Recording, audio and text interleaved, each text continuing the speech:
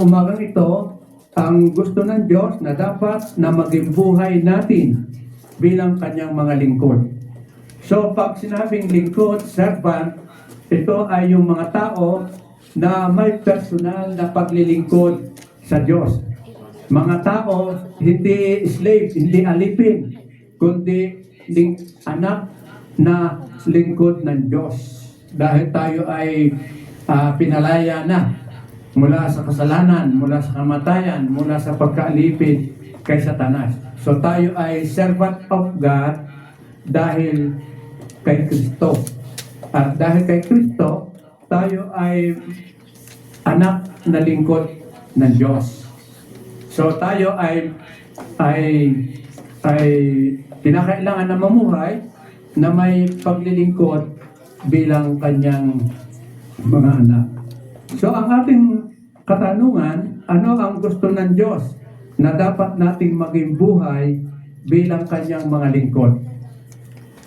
No, pag isang teacher, isang guro, o anumang profesyon, siya ay dapat mamuhay ayon sa kanyang profesyon.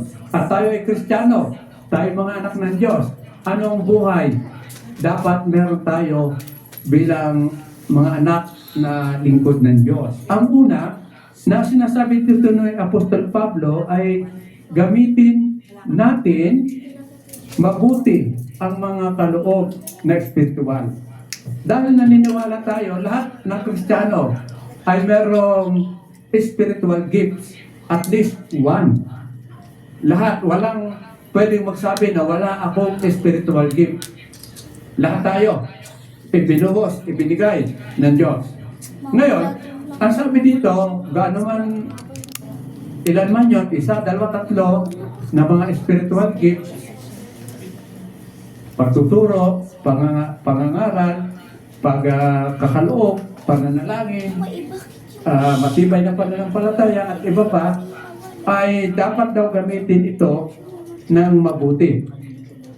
Pero, ang paggamit ng spiritual gift ay hindi lang paano natin gagalingan, paano natin gagamitin mabuti para sa Diyos, para sa ikabubuti ng church, kundi kasama nito ay yung ating buhay. So hindi automatic na pag magaling ka sa kaloob na binigay ng Diyos, okay na. Hindi. Kundi dapat yung ating buhay, pag nakita ng iba, ay naipagpapasalamat sa Diyos. Naipagpapasalamat sa Diyos. Hindi yung magaling ka nga, pero yung ugali mo hindi naman ayos. Kaya anong sabi ni Apostol Pablo?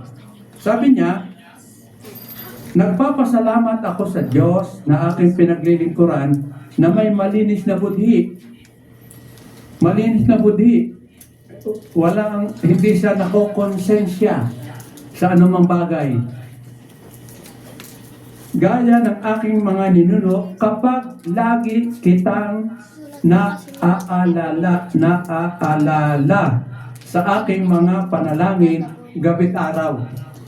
So si Apostol Pablo, kahit na nakakulong, naaalala pa rin niya si Timothy gabi't araw.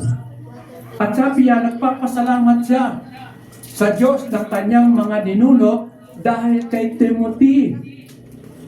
Anong ibig sabihin nun? Si Timothy na gumagampan ng kanyang responsibilidad bilang pastor, bilang evangelist, ay may maayos na pamumuhay.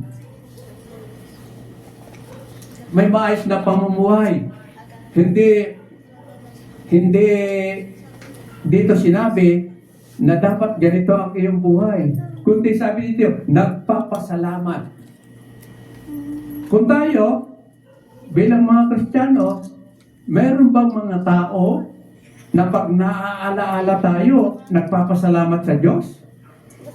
O naghihinagpis sa Diyos? O matindi ang panalangin dahil sa ating hindi mabuting buhay? So dito,